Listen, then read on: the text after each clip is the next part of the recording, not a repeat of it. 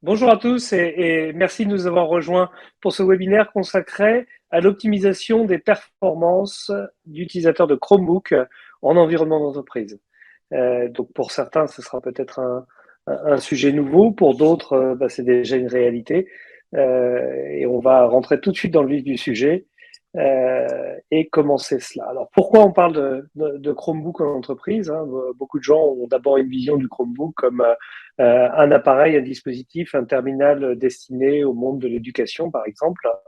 Mais fait est de constater que beaucoup de nouveaux secteurs en fait ont adopté le Chromebook pour beaucoup de raisons, mais notamment le secteur du retail, de la distribution, le secteur de la santé, le secteur des call centers et des centres de contact, les services financiers et les industries.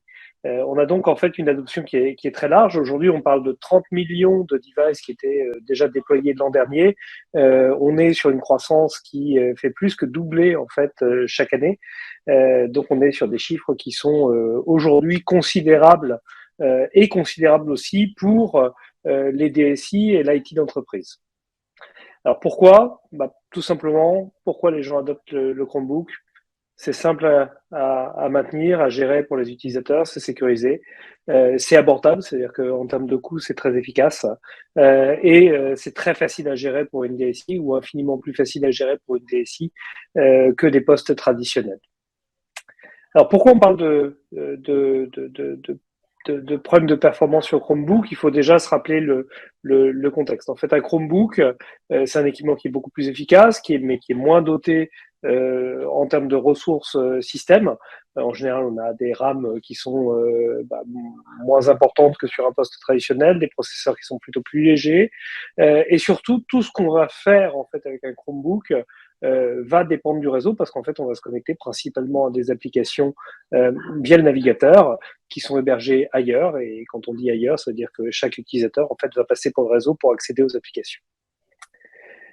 Alors, qu'est-ce qui se pose comme problématique en fait de performance et quelles sont les causes principales en fait des problèmes de performance sur Chromebook? Donc à droite, on vous a représenté en fait un diagramme avec en bas des utilisateurs qui sont soit sur site, soit dans une agence ou en télétravail, qui vont qui vont faire leur chemin vers le haut en fait, vers des applications cloud ou SaaS, parfois data center, avec différents chemins possibles. Avec un chemin qui est plus un réseau privé en SD-WAN qui permet soit de faire du breakout Internet, d'aller vers des SaaS, éventuellement passant par des SASI, et dans le SaaS, il y aura aussi du CDN, soit de monter des tunnels vers des data centers et des clouds, et là on est vraiment dans du réseau privé. Et puis pour la partie télétravail, on verra des gens qui passeront soit par des VPN, soit par des solutions de type Proxy Cloud, Zero Trust Network ou SSE, selon la manière dont on préfère les nommer.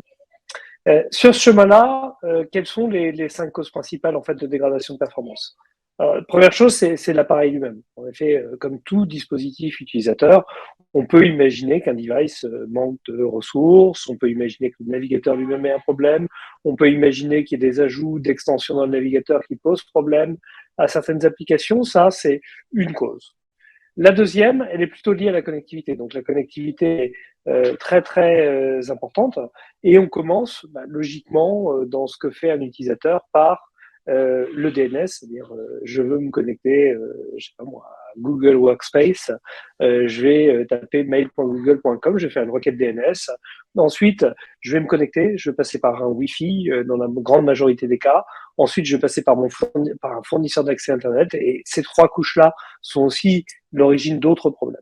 Après, il y a une couche sécuritaire qui est soit relativement traditionnelle, c'est-à-dire c'est un VPN, soit plutôt dans un mode SSE moderne de solutions de sécurisation cloud, hein, donc du Zero Trust Network, du CASB, du SASI, du SSE, une de ces couches-là, et elle aussi réserve un certain nombre d'imprévus potentiels en termes de performance parce que son processing peut être moins efficace que d'habitude, parce qu'elle peut nous renvoyer vers un endroit qui est inadapté, parce que elle peut aussi tout simplement avoir une défaillance propre à son système. Ensuite, il y a toute la partie SD-WAN, c'est-à-dire que quand je me connecte vers un site au travers d'un tunnel, bah, le SD-WAN a sa propre performance. En overlay, il y a aussi la connectivité sous-jacente, les underlays qui peuvent avoir un impact. Et ça, ce que je dis pour le tunnel SD-WAN, bah, c'est vrai pour tout ce qu'on accède directement vers Internet en imaginant qu'on va directement prendre son chemin vers une application SaaS pour se connecter. Et puis enfin, bah, il ne faut pas l'oublier, les applications elles-mêmes ont leur propre niveau de performance qui peut être dégradé à un instant T. Et quand on dit l'application, bah, c'est quelque chose de beaucoup plus vaste, c'est-à-dire c'est tous les autres qui font partie de l'application cloud, y compris des CDN, y compris des services de tiers, y compris des appels en API vers d'autres choses. Voilà. Donc on a 5 causes possibles. La question, ça va être comment on va détecter, diagnostiquer, optimiser ces performances-là. Alors, la première chose qu'on va proposer, en tout cas chez Cadiz4 de faire, c'est de monitorer l'expérience numérique des employés. C'est-à-dire de savoir ce que, non pas un test qu'on exécuterait depuis un point, mais savoir ce que chaque utilisateur réalise comme transaction par rapport à ses applications, cloud ou SaaS, comprendre quels sont les temps de réponse qu'il a, comprendre les erreurs qu'il peut rencontrer et comprendre aussi quelle est la part en fait de chaque couche, quelle est sa contribution en fait au temps de réponse pour être capable d'identifier laquelle pose problème à un instant T, depuis où, à quel moment et pour quelle transaction. Et puis il y a une deuxième partie qui s'intéresse plus aux couches d'infrastructure qu'à la partie application ou post-utilisateur, qui est vraiment la connectivité, c'est de savoir, voilà, quand je me connecte, par exemple à LinkedIn, comme vous êtes en train de le faire pour voir cet event, ou moi à StreamYard qui nous sert à ça, quelle est la latence qui me sépare et qu'est-ce qui conditionne cette latence-là? Combien j'ai dans le Wi-Fi, combien j'ai dans mon LAN, combien j'ai sur le last mile, le dernier kilomètre en fait de mon opérateur, par où je passe pour aller sur cheminer jusqu'à la plateforme, et combien de chemin je parcours aussi au sein du cloud qui héberge cette plateforme. Alors, quand on a voilà toute cette vision-là, en fait, on va utiliser nous deux éléments de déploiement.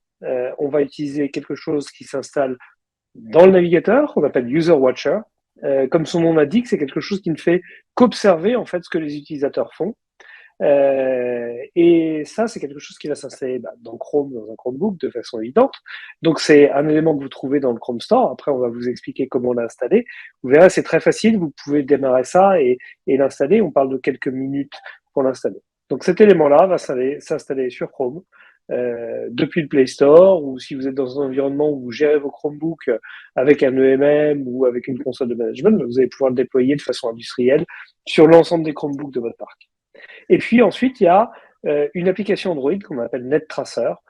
Et donc, on va aller la chercher dans le Play Store de Google, l'installer sur les Chromebooks. De la même façon, on peut le faire de façon individuelle ou on peut le faire à une échelle industrielle. Alors, je vais vous passer une petite vidéo qui vous montre exactement comment on installe ça. Donc, la première chose qu'on fait, c'est qu'on va chercher dans le Chrome Store l'extension Kadiska. Il suffit de chercher Kadiska dans l'extension. Donc, il suffit ensuite de l'installer. Vous voyez qu'elle apparaît, vous voyez notre icône qui apparaît en haut à droite en vert dans la barre. Et en fait, cette extension-là, il suffit soit une fois de cliquer sur un lien pour la joindre, soit d'avoir déployé une clé directement au travers d'un outil de déploiement. Là, maintenant, on va dans le Play Store. Dans le Play Store, avec notre Chromebook, on trouve l'application Kadiska exactement de la même façon. On va l'installer. Elle va apparaître en bas à droite. On a la petite icône Kadiska Client.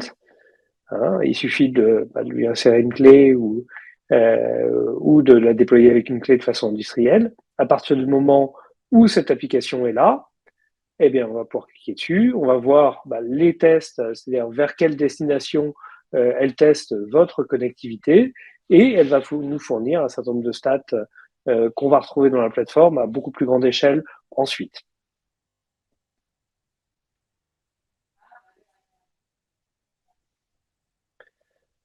Voilà, donc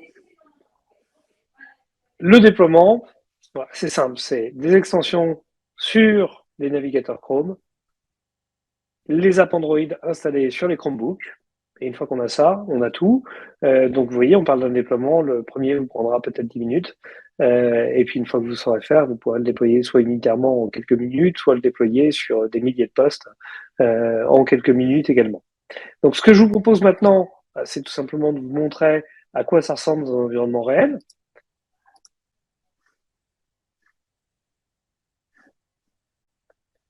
Donc, je vais partager mon écran et vous montrer l'interface de Kadisk. Donc ici, vous voyez, j'ai un parc d'utilisateurs. Alors, il y a peut-être, vous voyez, on capte aussi les données qui viennent d'un site web. Je vais peut-être me rapprocher ici, voilà, d'un cadre qui va vous ressembler ou qui va ressembler à votre parc d'utilisateurs. Donc, la première chose que je vois, en fait, c'est une icône qui m'indique ici l'expérience, une icône qui va me renseigner sur la connectivité, une icône d'alerte, une barre qui me permet de naviguer dans le temps. Là, je regarde les 7 derniers jours. Et puis ensuite, je vois un premier tableau qui me montre un aperçu de toutes les applications qu'on a décidé de monitorer. Potentiellement, il y a plusieurs pages. Donc, notre app qui est interne, une autre app qui est interne, des applications, par exemple la suite Google ici, HubSpot qui est un CRM, LinkedIn, Asana qui nous sert à gérer les tâches. Et pour chaque élément, on va voir le nombre d'utilisateurs qui sont connectés donc sur la période de 7 jours, mais on pourrait voir l'évolution, c'est-à-dire que si on veut voir comment évolue une métrique, on va pouvoir indiquer Sparkline et la voir. La chose qu'on voit ensuite, c'est la latence réseau qui sépare les utilisateurs en fait de la plateforme SaaS. Donc par exemple, vous pouvez voir que Asana en moyenne est assez loin de nos utilisateurs, alors que la majorité de la suite Google est assez proche. Et ensuite, on a deux éléments qui représentent l'expérience utilisateur. L'un qui représente le temps qu'il faut pour charger une page. Et vous voyez ici qu'on a un indicateur vert, jaune ou rouge qui nous dit à quel point ce type d'expérience est bon ou mauvais. Alors ça, c'est très important pour les applications web traditionnelles où chaque interaction fait qu'on passe d'une page à l'autre. Et ça l'est nettement moins quand on parle d'une application moderne, monopage, single page application en anglais, auquel cas c'est vraiment le temps de processing des calls d'API, des appels d'API qui sont faits, qui vont emporter. Donc ça va s'appliquer pour tout ce qui est moderne, c'est-à-dire le LinkedIn que vous êtes en train de regarder, le SoMIA devant lequel je suis, l'application Kadiska, mais Gmail, Google Calendar, si vous êtes Chromebook, il y a de bonnes chances que vous soyez aussi utilisateur de la suite Google Workspace.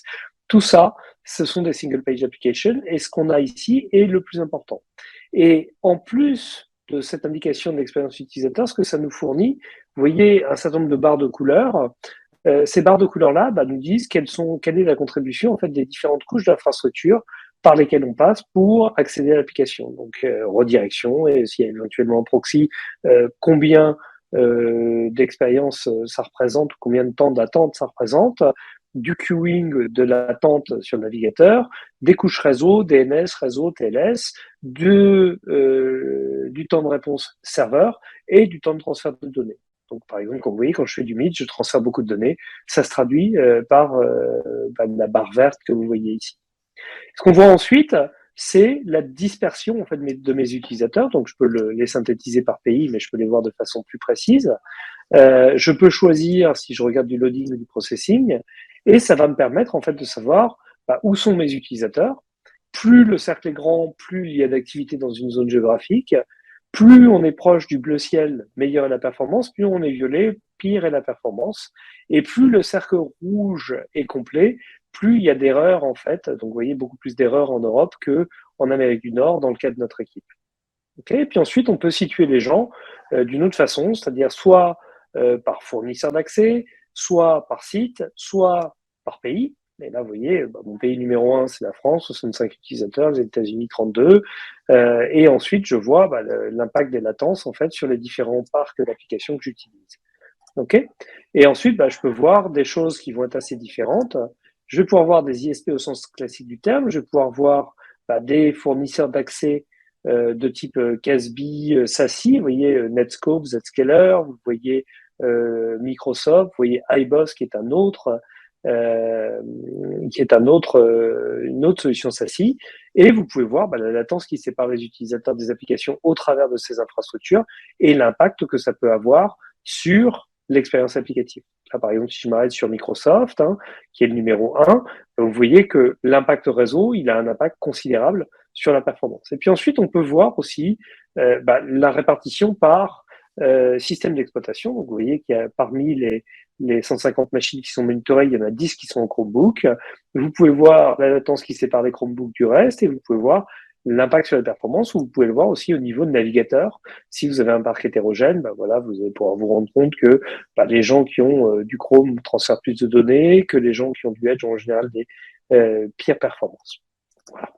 Ensuite, si on veut rentrer dans le détail, on va pouvoir cliquer sur Applications et on va voir vraiment l'évolution des performances avec l'évolution des temps de chargement des pages, l'évolution des calls d'API, l'évolution des taux d'erreur. Vous voyez, cette semaine, par exemple, en global, il y a plus d'erreurs chez Kadiska que la semaine précédente.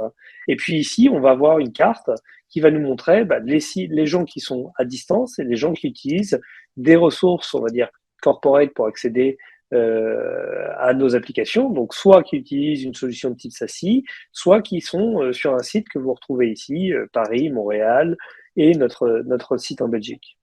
Okay. Et ensuite, vous pouvez voir par quoi on est affecté. Donc, par exemple, on retrouve le fameux exemple de Microsoft, on retrouve aussi Netscope ici, où il y a une redirection, un effet qui est important sur le traitement de certaines applications en termes d'expérience. Okay. Si on veut s'intéresser à un point de temps donné, on peut tout à fait sélectionner un point. Et ici, on va rafraîchir toutes les données. On va se rendre compte que, le problème, il y avait du loading qui était lent sur Kadiska, il y avait Google Meet qui était lent, et on va pouvoir retrouver où se situent les utilisateurs qui sont impactés par ça. Ce sont des gens qui sont connectés via Bell Canada. Je peux vous montrer en fait en remote, que à ce moment-là, il y avait des gens qui étaient connectés à Liège avec une assez mauvaise performance vers Asana, d'une bonne connectivité vers Google Docs. Et par contre, les gens qui étaient en remote chez nous avaient du mal à joindre notre CRM HubSpot. Okay. Et puis ensuite, je peux le voir vraiment à un niveau individuel, c'est-à-dire que je peux retrouver l'utilisateur qui est impacté par ça, et je sais que c'est Scott Sumner, notre vénéré chef du marketing, qui m'écoute en ce moment. Et là, je peux retrouver, je peux filtrer sur Scott et faire un focus sur Scott. Alors, je vais peut-être regarder la semaine de travail, par exemple, de Scott. Je vais voir toutes les applications que Scott a utilisées. Je vais être capable de voir qu'il a fait une session Teams, par exemple, où il y a eu beaucoup d'erreurs. Je vais voir qu'il a fait beaucoup de Google Calendar, transféré beaucoup de données de cette façon-là. Je vais pouvoir voir l'évolution des perfs dans le temps. Je vais pouvoir voir qu'il a un pic d'erreur à un moment. Je vais pouvoir voir ses performances réseau en fonction de ses différentes localisations. Donc, on voit que Scott a beaucoup voyagé. Là, vous avez la liste de tous les opérateurs par lesquels il est passé et quand est-ce qu'il était sur site, quand est-ce qu'il était à distance. Et par exemple, si à un moment on voit que ces temps DNS sont énormes, le temps de la connectivité s'est dégradé, qu'on se demande qu'est-ce qui est arrivé à Scott, on peut voir qu'il était en cellulaire sur le réseau de Bell au Canada ou sur le réseau de Bell. On peut même voir à quel moment ça a eu lieu. Donc on sait que c'était grosso modo sur le chemin de Montréal à Toronto qu'il a eu ces problèmes-là. Et à ce moment-là, on peut aussi savoir s'il était à court ou riche en ressources processeurs ou RAM, si c'est ce qui a pu handicaper son problème ou poser un problème.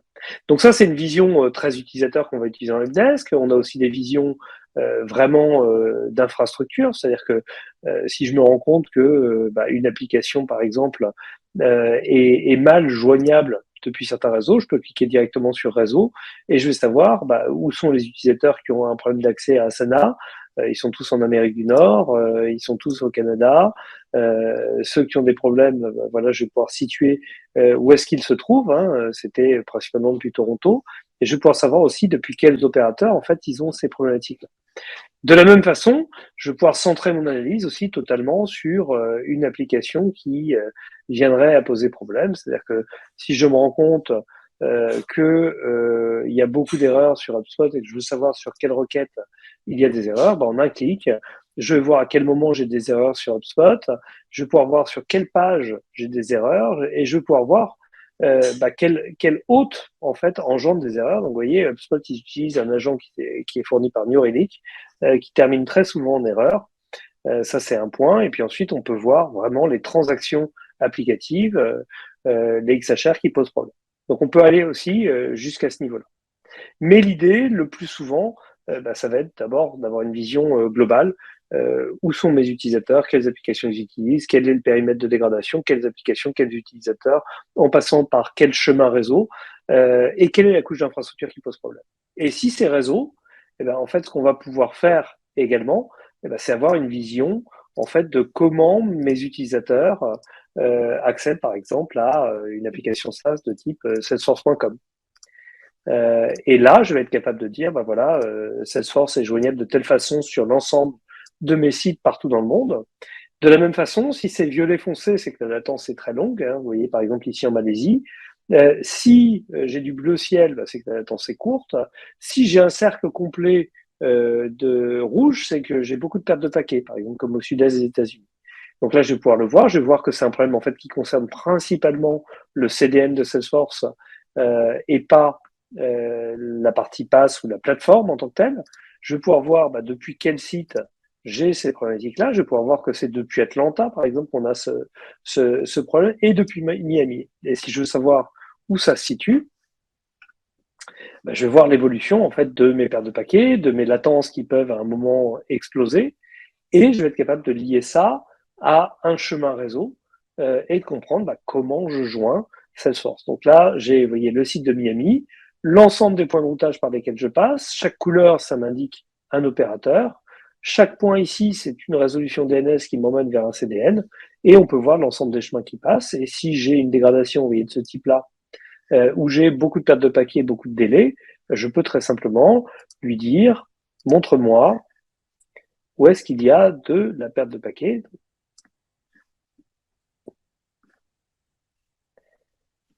Et là, il va tout simplement m'indiquer où sur le chemin j'ai de la perte de paquets. Et je veux savoir que c'est, vous voyez, en venant de deux réseaux différents, à ce niveau-là, juste au niveau du point de peering, juste avant l'entrée sur le CDN de Salesforce. Donc, je sais que je dois ouvrir mon ticket chez Salesforce. OK. On peut effectuer ces mesures-là, en fait, depuis les devices utilisateurs eux-mêmes, ce qui fournit énormément de précision, ce qui permet aussi d'avoir vraiment une mesure de bout en bout et de comprendre qui est impacté et surtout à quel stade de la connectivité on rencontre le problème. Donc là, j'ai une vision, vous voyez, j'ai deux flottes de sites, Montréal, dans lesquels j'ai des devices Android ou Chromebook qui fournissent ces données-là. En un clin d'œil, je sais que mon problème est situé sur Montréal. Je sais quelles sont les ressources qui, en termes de latence et en termes de packet loss, c'est principalement des ressources de Microsoft. Je peux rentrer dans le détail de chaque flotte, voir combien de devices j'ai sur chaque site, voir si le signal Wi-Fi est bon ou mauvais, voir quelles sont les pertes en général, voir une matrice qui me donne en colonne le site et en ligne en fait chaque ressource cloud que je vais chercher à joindre, et puis une évolution dans le temps. Okay. Donc si par exemple, je me demande qu'est-ce qui se passe ici à Montréal, juste à ce moment-là, quand la performance est dégradée, je vais pouvoir voir que c'est, par exemple, nos amis, alors la manière de joindre notre site web, mais il y a beaucoup d'applications Google qui sont impactées, et je vais pouvoir m'intéresser à ça, et je vais situer que c'est, par exemple, la flotte de Montréal. Donc, je vais m'intéresser que à la flotte de Montréal, et là, ici, je vais pouvoir voir que c'est uniquement un device qui était connecté soit en 2,4 GHz, soit en cellulaire, avec un bon signal, qui a un problème. Et je vais pouvoir ensuite filtrer, dire OK, alors j'ai beaucoup de pertes quand je suis connecté sur ce Wi-Fi-là. Est-ce qu'il y a plusieurs access points? Il n'y en a qu'un. Je sais que c'est ce device-là. Et ensuite, je vais pouvoir directement aller voir le chemin et dire, par exemple, montre-moi la performance pour telle et telle ressource que je cherche à joindre. Alors, j'ai peut-être beaucoup de ressources, donc je vais filtrer sur une ressource en particulier. Je vais prendre voilà, Gmail, par exemple. Et ici, ça va me montrer vraiment comment mes devices, au travers de ce réseau Wi-Fi-là, joignent Gmail et où est-ce qu'éventuellement il y a un problème. Et vous voyez, quand il y a un pic, par exemple, de perte de paquets comme ça me permet de savoir à quel niveau il va se situer et de savoir si c'est un problème, en fait, côté Gmail, j'ai pas grand-chose, si c'est mon fournisseur d'accès ou si c'est mon LAN ou mon Wi-Fi qui pose problème. Voilà, je pense qu'on a un aperçu. Il nous reste 4 petites minutes pour adresser vos questions.